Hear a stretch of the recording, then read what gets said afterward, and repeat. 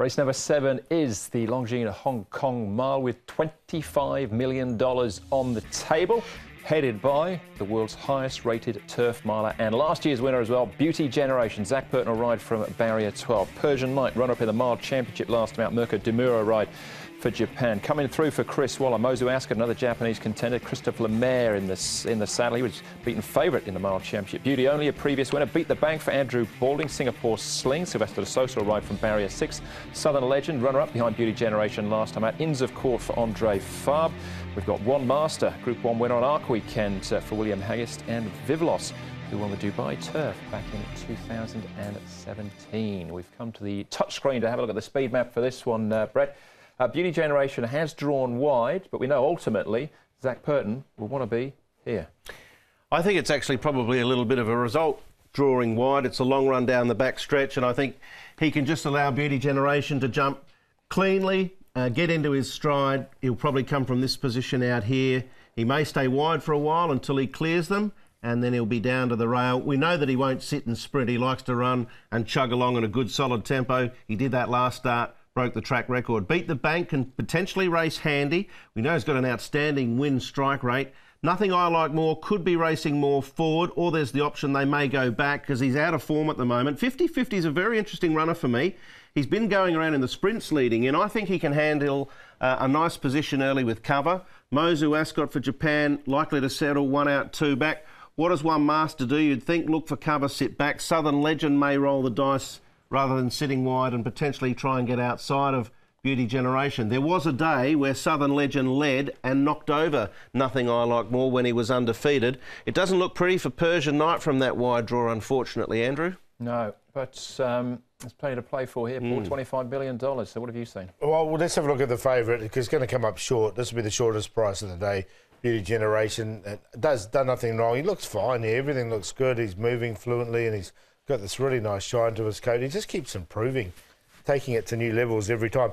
Like the scallop, Persian Knight, really nice piece from him down the outside. Now, he has got back in his runs before, so if he gets back and he's the one that can be running on late, Persian Knight, I can see him coming home late, and you can see him with his work there is good. And Bothell beat the bank. Oisin Murphy's mount here, he's got a good barrier draw. I thought he might be able to run a nice race here, and his track record suggests he's arrived in good fettle, another one at 50-odd to 1. Yeah, solid Group 2 form as well about Beat the Bank. Let's start off, though, with one of the Japanese contenders, Christophe Lemaire, speaking about Mozu Ascot.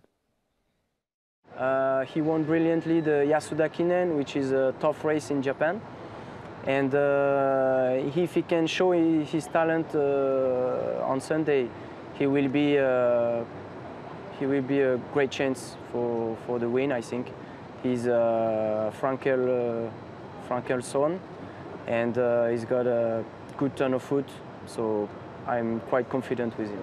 You've ridden Vivlos before, you've ridden against Persian Knight on plenty of occasions. How do those three measure up against each other, in your opinion? I think great chances. Vivlos has won in Dubai. She's got a lot of experience. She needs a good pace to be relaxed and to place a good acceleration at the end. She's a talented filly. She needs to be 100% in condition, but if she is, she will be a great contender. And Persian Knight is also a good horse in Japan. He doesn't have the experience of Vivlos, but he has shown some great abilities, and he will be ridden by Mirko Demuro, who knows Hong Kong very well. So big chance. Nice rundown there from Christophe and the other Japanese contenders. Vivlos seems to improve on the road, but what of Mozu Ascot first? I thought that was an outstanding win we saw footage of there in the Yasuda Kinen. Obviously, since then, one good one, one bad one on the form guide, but there were excuses clearly for him at his last start. I think all these Japanese horses have got their chance should things fall their way. The draw was a concern for me with Persian Knight. He is going well, and that piece of track work Paul showed, I think, was the second piece of track work throughout the week that stood out amongst the rest. Mirage Dancers probably earlier on. So they're all capable, but the draw turned me off Persian Knight a little bit. All right, this is the one they've got to beat, though, and this is Beauty Generation. Super effort from him last time out. Southern Legend chased him home. Beauty only. He's still running his races. You can't ride him off completely. And Singapore Sling the other one to take note of here. Yeah, definitely. I think Singapore Slings keeps improving this horse. Second up last time, a Beauty Generation. Now, he veered off the course. There was talk afterwards that he might have had a slight foot irritation, but it still didn't bother him, and he set a track record. His track work again has been since. I mean, he's going to take the world of beating Beauty Generation, isn't he? He's on his home turf. I'm going to throw Singapore Sling in for fourth because I think he's still on the up, this horse. Beauty Only is a marvel. He's been a marvel for a long time. Southern Legend's a very good horse. Singapore Sling as well. But Beauty Generation's just taken the next step. Apparently did pull up quite sore following that performance. There's been question marks about whether or not it was a gut buster for him as well. All of those things aside, whatever beats him will be winning. All right. What about One Master then for William Haggis? This is a Group 1 on Arc weekend. Inns of Court just on our inside. And One Master has run well in America since too. Has. And Inns of Court, Andre Fabre obviously doesn't take horses just to go around overseas. Won here with Flintshire a couple of years ago. I thought this run was good from Inns of Court. Question mark over the trip. Maybe the mile is probably just stretching Inns of Court a little bit, whereas One Master, on the other hand, I think will be suited by the longer trip. And is an emerging filly, really. She's had 2 goes at Group 1 level, 4-1 wins. So I probably side with her as opposed to Inns of Court, but I expect them both to run nice races. Yeah, One Master's arrived very, very well here. I know the connections are very happy. If you'd like anything outside Beauty Generation, you're going to get a big price. Yeah. All right, let's have a look at then Vivlos. A long way back here as we pick it up. This is in the Dubai turf. The year after she won. The horse she's going to run past, in actual fact, is Deirdre, so take a check on that. But super effort to run second. It was. Proven as well, Andrew, at the top level.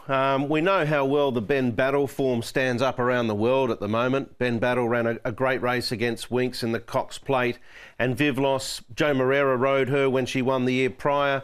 She ran a great race here. Her form since has probably tapered off a little bit, but she, as you pointed out, she seems to really thrive when travelling. So I wouldn't put it beyond her. I think she needs to be dealt a little bit of respect. All right. Yeah, she's arrived here well. Good. But Beauty Generation, clearly the one to beat, Paul. Yeah, it's hard to tip again. So I am going to go with the local Beauty Generation to win the race, to beat Persian Knight. I'm not as worried about the draw because I think he'll get back and he'll be charging home late, and that's his normal racing style. Mozu Ascot, we heard from Christophe Lemaire, and that was a strong win we saw on the replay there. And Singapore Sling will give them a chance to the locals, so I think he's still on the up, this horse. 1, 2, 4 and 8. Couldn't find a spot for Vivlos, wouldn't have minded. That was the next one in. But I'm going to go QQPs because Beauty Generation is a silly price at the moment. He is, but he's the measuring stick, no doubt, and let's hope that he produces. He's a wonderful horse, and I think he is the horse clearly you have to put on top. If he's not in the race for some reason at the furlong, it's a very open race, isn't it, really? There's a lot of chances. Mozu Ascot, I'm going to make 50-50 my long shot, given a prep in the sprint, but going to the mile, he's proven over this distance in the Stewards Cup earlier on in the year at set weights. I'm going to give him a chance at a price, make him the long shot, and I wanted to throw Vivlos in because she is a quality mare on her day. She's proven at the highest level. 1, 4, 7, 14. I've left a few out that could easily feature in the finish. Certainly some big prices going round as well. Beauty Generation, clearly the one to beat. One Master and Southern Legend, the two for me at odds if you want an each way bet there in the mile. That's 3 Group 1s down, 1 more to go. The Longines Hong Kong Cup, that's up next.